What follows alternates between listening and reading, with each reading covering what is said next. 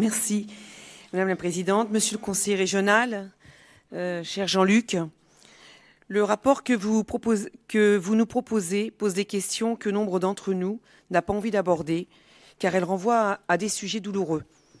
Elles sont pourtant essentielles, aussi bien à la cohésion d'un vivre ensemble qu'à une prise en compte entière des questions de santé publique.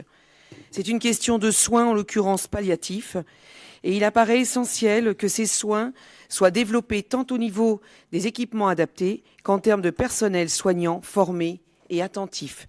Or, les conséquences de la casse du secteur hospitalier public orchestrée ces dernières années par différents gouvernements sont malheureusement désastreuses.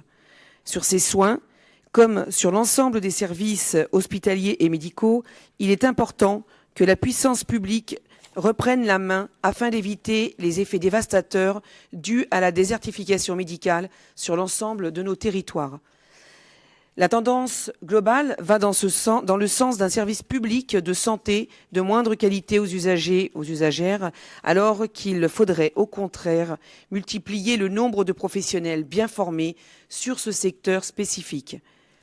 Mais c'est aussi une question de société. Les débats sur la loi bioéthique, qui devrait très vite venir en débat à l'Assemblée nationale, après s'être invité dans le projet de loi de financement de la sécurité sociale, devront trancher. Et malgré nos opinions sur les questions relatives à la fin de vie, nous considérons que l'Assemblée régionale n'est pas le lieu pour en discuter. En revanche, nous pensons que la région doit prendre toute sa part dans le développement de l'accompagnement social et médical de la fin de vie, afin de réduire les inégalités sociales et économiques, afin que chacun et chacune puisse bénéficier du meilleur parcours de soins jusqu'au terme de leur vie.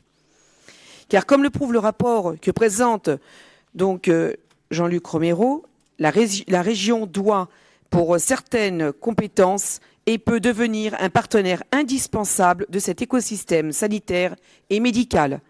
L'opinion de chacun ne doit pas influer sur le parcours de soins indispensable à l'accompagnement de la fin de vie.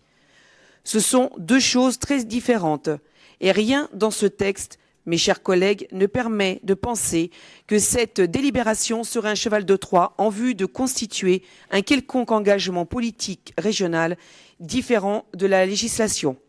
Mais peut-être que ceux qui pensent cela souhaitent en réalité modifier cette législation dans un sens régressif, hors du cadre du commun. Cette délibération ne demande en réalité que la mise en œuvre de la législation actuelle et nous la soutiendrons donc pleinement. Merci.